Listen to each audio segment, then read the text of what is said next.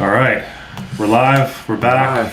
Back on our normally scheduled Wednesday show. Number 18? 18, yeah. 19? 18? What are we on? 18, yeah. Yeah, we're officially adulting now. Yes. It's crazy. I don't know if that's good or bad, and I wouldn't really call it adulting, some of the stuff we get into, but you know how that goes. Nice. So we got a few topics we want to cover today. Lots of interesting things in the news. I think we have one topic that's near and dear to Sammy's heart. Yes. Two different conversations here. Yes. We have our friends T-Mobile into the mix, and good ones. Which one do you guys want to start with today? Yeah, I mean, I guess we could talk about I mean, they're both really notable. But let's, I guess, talk about the Poly Network one, because that is, historical. It's got some interestingness to Yes, it right now. yes. Biggest hack in cryptocurrency history. Basically, hackers were able to exploit smart contracts in the cross-chain network, Poly Network, Polychain, excuse me. And they were basically able to use that to add their own public keys to the smart contracts that administer or manage the liquidity wallets for Polychain, and then pumped all that liquidity into his wallet. So very interesting, because he exploited a layer 2 technology on top of the original blockchain technologies that leverage use of smart contracts, and therefore he was able to, compromise the network that way. So pretty significant, pretty notable. It also highlights the issues with smart contracts and the infancy of this kind of technology. Yeah, it's still pretty new, and the whole cryptocurrency thing is still kind of mysterious to people. And we've heard Bitcoin and Coinbase and different networks. Now we have a pretty significant breach in this situation. But this was also an interesting story, because it's not just like, this is only one part of it. Right. Now we have the other layers of, okay, the person kind of is now saying, I want to give it back, but they really haven't given it back yet. There's potentially a bounty. We have the white hat, gray hat. Maybe they were going to get caught. Right. Now they're offering him a job or her a job, whoever this person is. So like, it's a really crazy scenario that kind of is unfolding here day by day. Yeah, and it's interesting to see that approach. There were some indicators that it was clear that he was trying to get the money into a decentralized, anonymous exchange, and then probably into his own wallets so he can spend it elsewhere. That didn't happen, and it looked like his address got blacklisted. I think it was 9 blocks before he was actually able to perform the transaction. So right in the nick of time.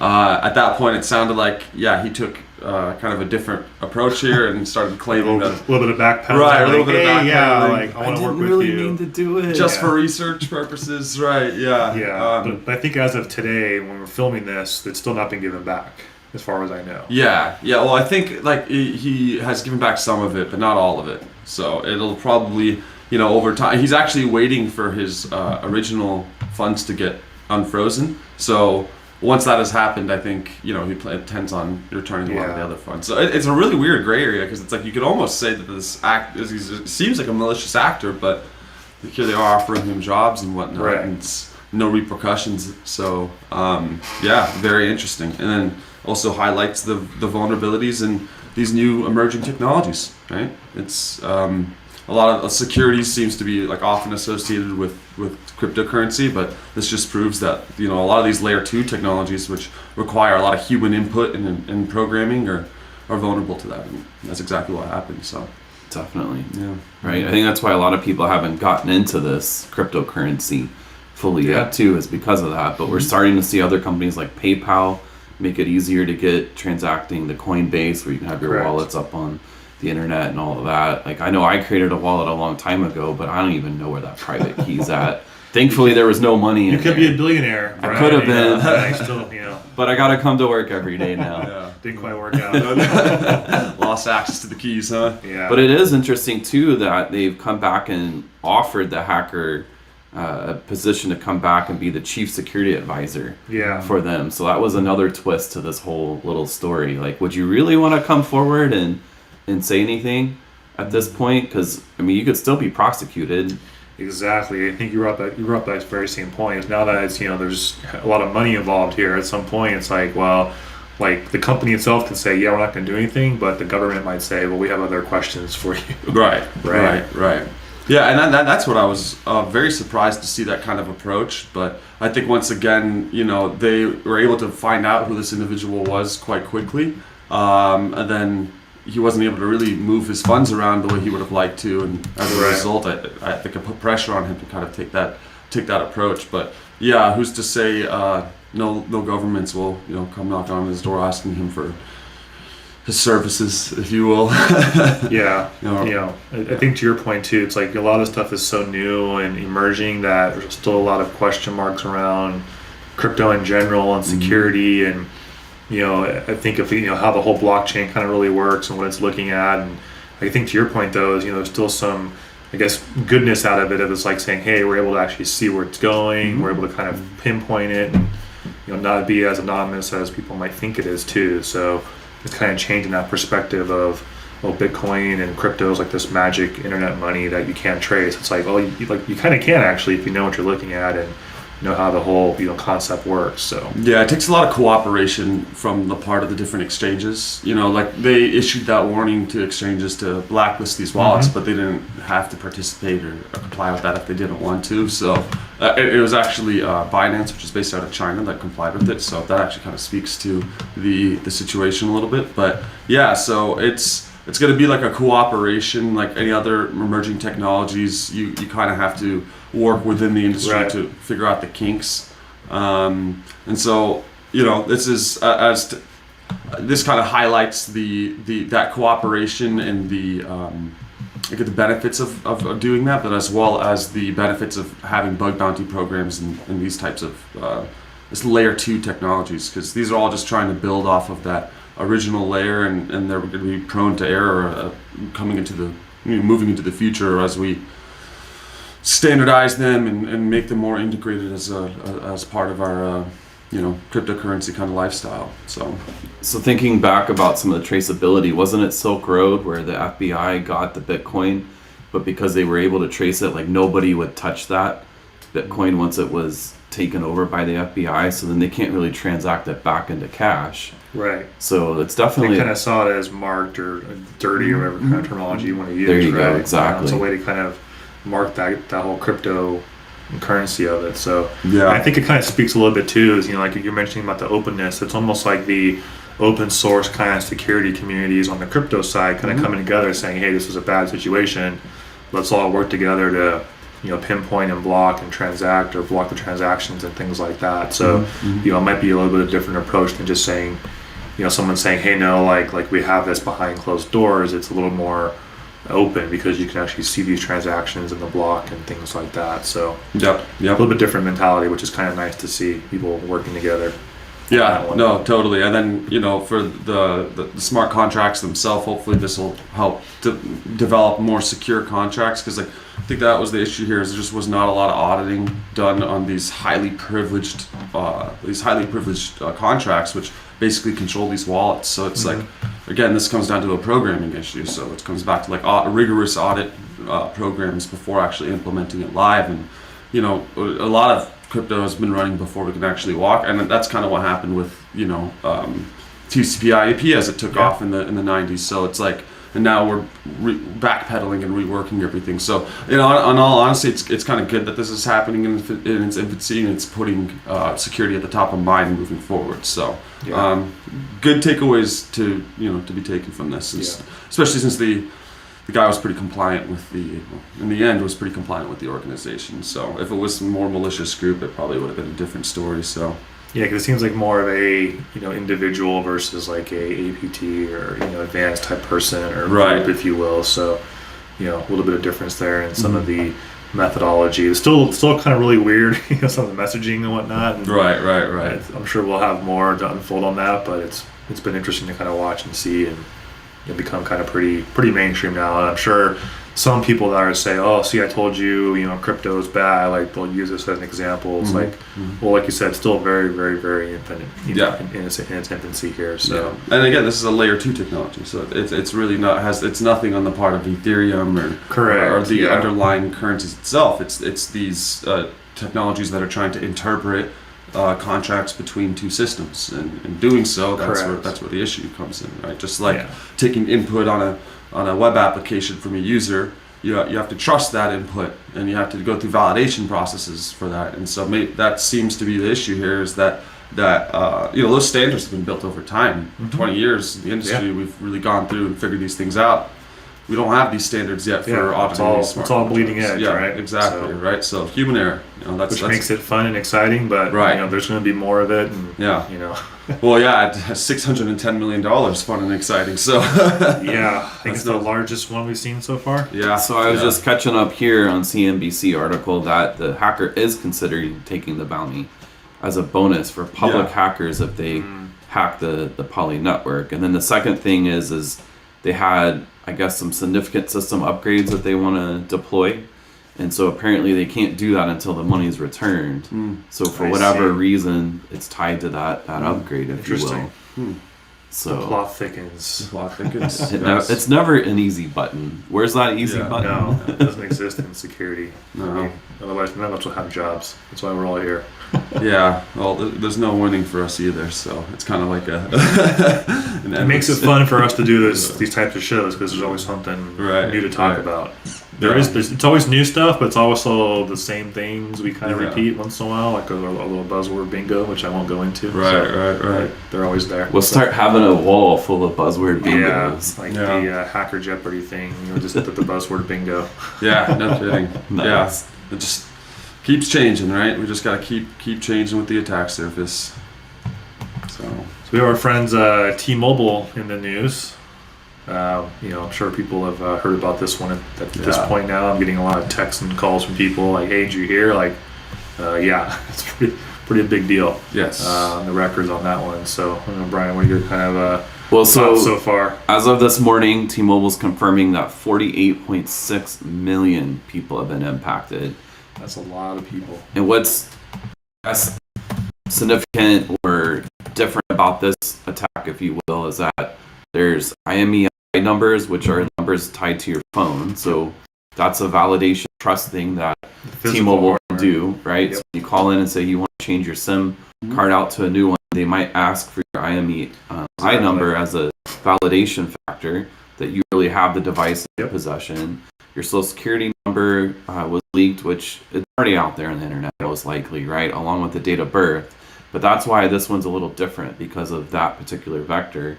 And then how many companies still do SMS as part of their MFA/2FA Quite process? a few, actually, unfortunately. And so that's the big risk here is you get SIM slammed, right? So they call in and they get your number changed. So there's a couple of things you can do to help protect yourself. So one, change your password. Just assume it's been compromised at this point with T-Mobile, right? Yep. And then the second thing is that there's PIN numbers that you can apply to your account at T-Mobile that block it from doing a SIM change, right? And so sometimes they can be overwritten by managers. If they escalate, they can do an override to that, but I guarantee that they're more vigilant right now. Especially, they're of doing this, where you got to go to the store and show your picture ID now versus just doing it over the phone. Well, you'd hope, right? Yeah. So hopefully we'll see those type of things implemented in this short-term process with them.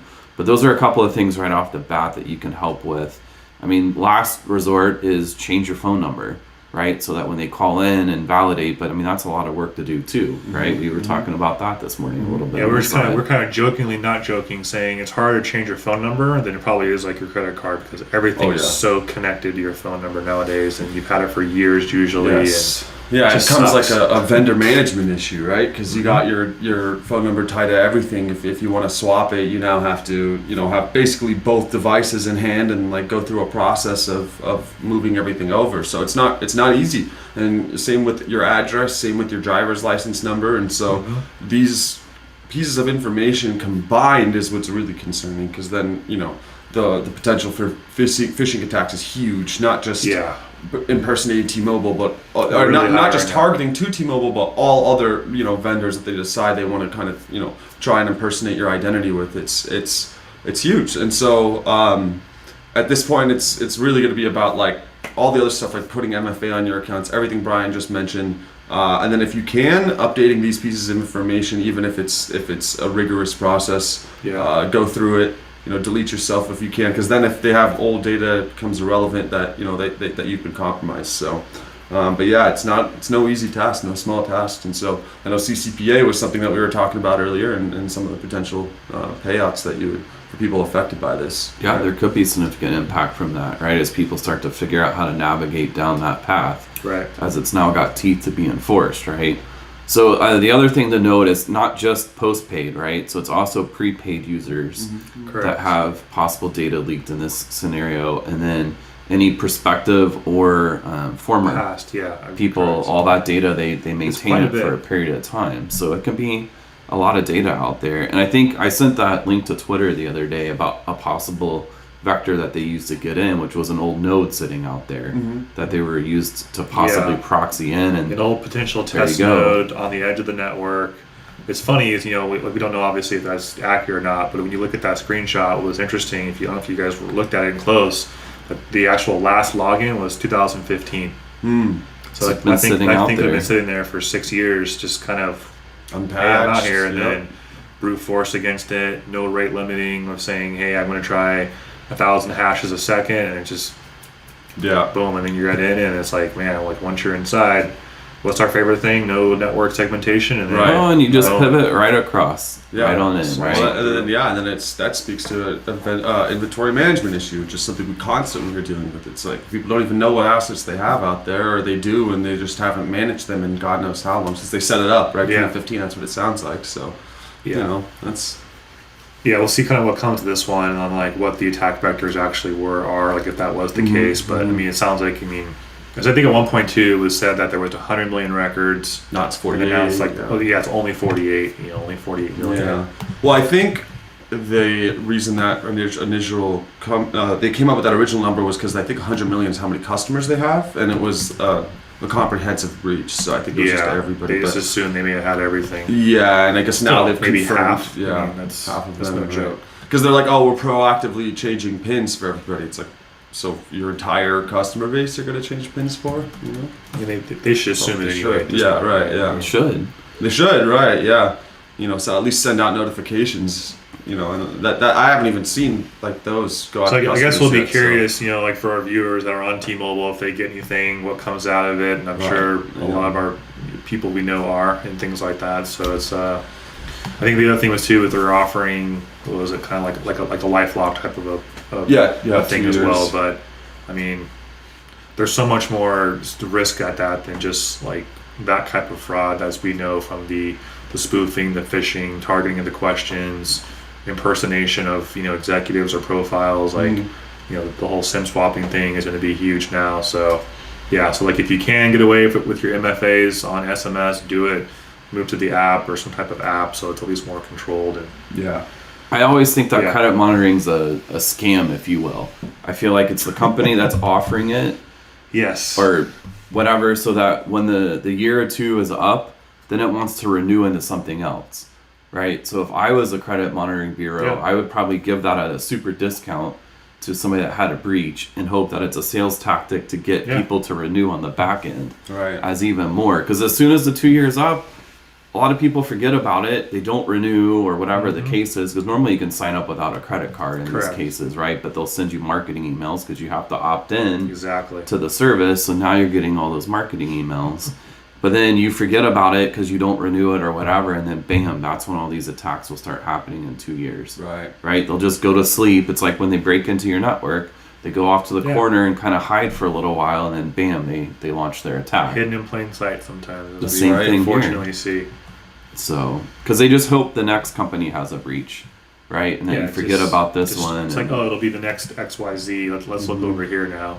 exactly. And I think sadly we all know that there's going to be more just things in the news. So it's like this- new shiny coin syndrome on yeah, what to talk it's- about. And to your at this point, just it's wait. an expectation, not even like a and I think it's going to happen. I know it's going to happen. It's just a matter of when and who. who and where. Yeah, and so what. what as an individual, I think like moving quickly is the best thing to do here because it's six. So if you think it's just been compromised, it was just posted on the forum. It's about 6 Bitcoin to get access to the data, and I don't know if that's even the comprehensive data. And then if a hacker's using that, it's going to take some time to use that information to build profiles against you. They're going to have to go through the whole list. So as an individual, you just got to move quickly. Make sure that before this data can actually even be used against you, you've already changed most of it. You already got your account set up with MFA, and so then it becomes irrelevant to you. It's like, yeah, they have old data.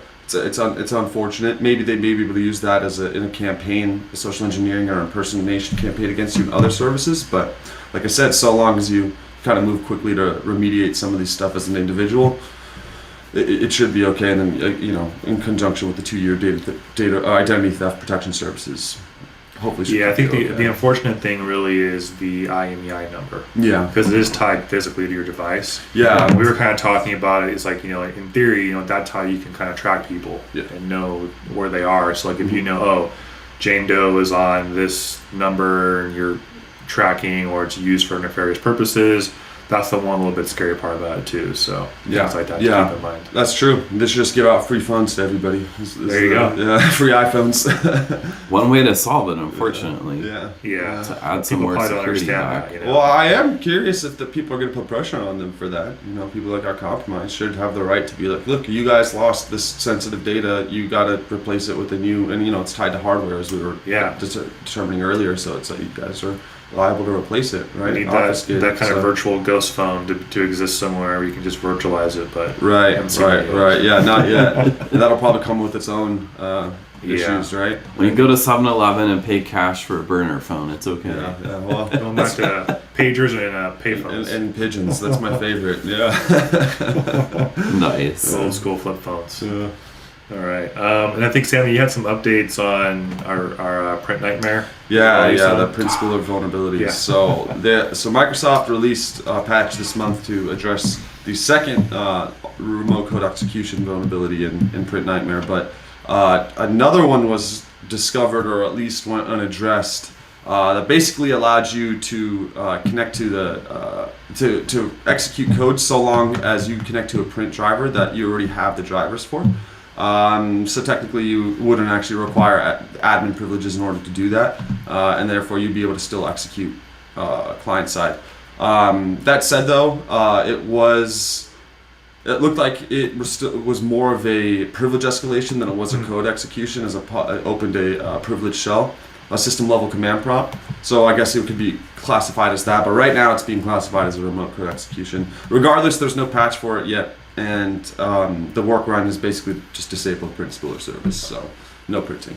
So we still have a few lingering issues that aren't fully patched, waiting on fixes. They just keep finding it. It's like they had 2 in a row, and it's the gift that keeps giving right now. Right. Well, I think we talked about too. It's like it's one of those old legacy services that's been around on Windows since literally the beginning. Yeah. And who's gone back and like rewritten that whole print spooler from scratch? Right. And then just sitting here now thinking like there's got to be better ways of doing printing and all that with the drivers and all that stuff. And then they changed the sign drivers, but then some legacy things never switched to it. So there's still vulnerabilities with all of that. So I think we were even joking one day about Notepad.exe. It probably hasn't really been rewritten. They've changed the icon over the years, but I mean, what else? Windows 3.0 or something. Right. Forever. Yeah, I remember having this conversation with somebody like, can Notepad, like, I don't know if a word processor's been hacked in that way, but you're right. Like, it doesn't matter if researchers kind of shifting their focus to it, because this is a 19-year-old service, but just now we found 3 vulnerabilities in a row. It's because of the attention it's being given, by other researchers. So and this is part of system hardening too. If you don't need a service enabled, it should be disabled. Right, but then a lot of times these things come just everything checked by default. Like, turn it on and leave it. It's the easy button. Like as an admin, you're like, well, I might print one day. Like, what was it? Windows Small Business Edition. Right. Probably had everything turned on because. Why not? They want you to use it. Yeah. Well, you don't think about the security implications. That's the thing too. Is like if you look at like 20-something years ago, it was all about just accessibility and like, okay, cool, this thing works. Make it easy. Security was a very like niche little thing, but now it's flipped. Security is so top of mind. Now it's like, well, does it really work? I don't know. I want it to be secure. Right. It should be, but we're not quite there yet. So we're working backwards. There's a lot of really old protocols in today's networks. Still. Yeah, especially Windows environments. Just look at TCP/IP. Hasn't been around forever. Yeah. It's these things are getting really up there along the tooth, but there's nothing out there right now that's going to really replace it, and the applications are the same way. So it's Well, and people are trying, but this is what's integrated into core business infrastructure. So, meanwhile, this is what we're kind of working with, and it always surprises me that this kind of stuff still happens. But then I remember that, like, Does it really surprise you? yeah, I would say, or right. you just No. think it surprises you. You're like, okay, yeah. That's Well, happening again. when you think about this stuff, I always look at like the leading examples of the industry, the people who are doing things right, and I tend to like assume like everybody's moving to the cloud and using these controls and auditing in this way. And then you remember there's still companies on that OT or other systems rely on these like legacy There's OSs. some companies on green screens out there. Yeah, right. Yeah, with the mainframes. terminals, They're not going oh, to go yeah. away, and there are usually a lot of companies you don't realize. And you're like, Right. wow, like this company does that? Okay, But it's interesting. a money decision, right? Yeah, Because so it that's costs a so whole much other- money. Yeah, Right, and yeah. you're ripping apart your entire business platform at Mm-hmm. that point. That's a much different conversation. And Well, then if actually- you're running 3 shifts already, you don't have time to stop to do a maintenance upgrade. Yeah. So you got to stick with what's working. Maintenance, what's right? that? I don't know what that is. No kidding, huh?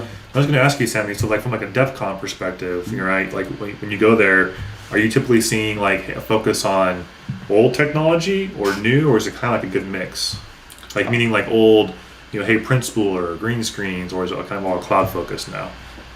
It's definitely a good mix because there's people who get like really into like niche subjects and niche topics, and so a lot of that is going to be like tearing apart existing infrastructure that's been there for like a long time Because so, they know it's out in the wild and it's relevant still. Right, exactly, and like the theme recently has been like what's old is new again, and like all these like old things that have been around for so long keep getting hit and getting presented on. So I think that's like kind of the nature of the beast, but at the same time there are always like innovative technologies there that focus, or an innovative security perspective that focus on like cloud and these like new emerging technology. Not that cloud is emerging, but like Right. the mainstream adoption of it, right? That focus on like that integration or focus on new IoT devices. And so it's a good mix, but I think that the older technologies and older vulnerabilities are like what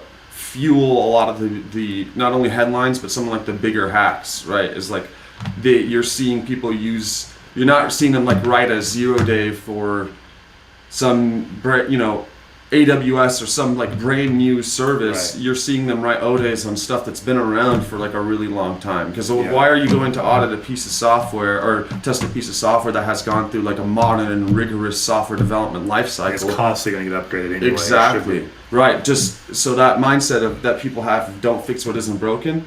Well, how do you Yeah. know if it's not broken if you never look at it? Like it's broken in it's not broken in function, but that's what we're learning now is function and security are two different things you have to kind of focus on. So Well, as long as users have admin rights, that's the easiest target to go after, yeah. right? Because that's how the malware, the ransomware gets installed, because it can elevate itself.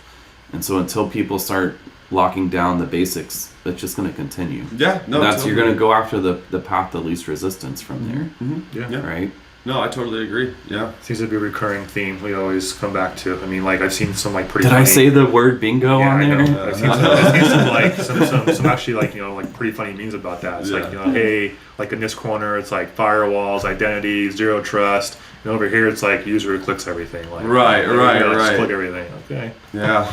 No, it's So. true. It's true. And like, over time it's going to get harder for lower level attackers to do what they do because of all of the other controls in place that organizations have. It's like, can you get past the email gateway? Can you execute the payload on their system if they have these things in place? So, and then again, like you mentioned, if the permission structure set up right, it's like, oh, they got this user account, but he has access to nothing or a very small subset of the business. And it's like, okay, Yeah. you compromise that, but what does that mean for the rest of the Yeah, you're in a little organization? sandbox. Right. So, yeah, it's the game will evolve though. The teamers will come up with easier push and click strategies. I felt like for a while it was push and click exploits that were getting people through the network relatively easily. Now we're kind of going back to you need a lot more tinkering, a lot more debugging to be able to find the A lot more vulnerabilities. recon. Yeah, a lot more recon, a lot more of like even like traditional methods of like password cracking and brute forcing. So yeah, it's it's fascinating to watch the life cycle of this stuff. A lot of this stuff will eventually get automated, and maybe obfuscation will become a push and click exercise, and then the game will change again. So yeah, here we are. Oh yeah, crazy. Yeah. So I have one last topic I want to bring up. Have you guys ever heard of RDDoS?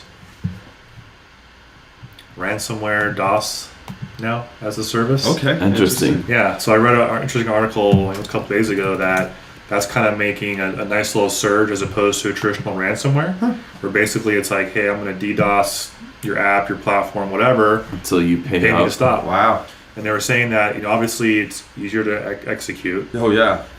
It's easier to hide from. It's very distributed. Yeah. And the article also mentioned that typically, like if you pay, you're going to get targeted multiple times on that one as well. So there's been kind of like repeat customers, if you will. So I wonder if there's an exclusion clause on the insurance for that. right. So Not here's another covered. one now. So now it's just like we're going to add the whole ransom part, or hey, we're going to hold you hostage type of a thing. Well, and Yeah. most DDoS services charge by the bandwidth. Yeah. So the more that you get hit, the more the DDoS mitigation costs. Correct. So this is one you're going to get hit no matter what. Yeah. That's a tough one to get That's a around. tough Like one. you gotta either like It's very even hard changing to- your IPs, Yeah. right? You turn around and have to change your DNS, Yeah. which means you might have to change your domain name. Like there's Yeah, a lot it's of very things hard in to this. kind of get that- out of these too. Like yeah. depending on what you're building, like I mean, you really need to kind of have the higher tiered, DDoS type, Cloudflare, Akamai, AWS type protections at that Right. level to support a really big DDoS attack. So Yeah, that one's always so often overlooked by organizations because usually, even though it seems counterintuitive, organizations focus on vulnerabilities which reveal data or reveal, because that's where a lot of the liability and enforcement is right now. But like there's nothing,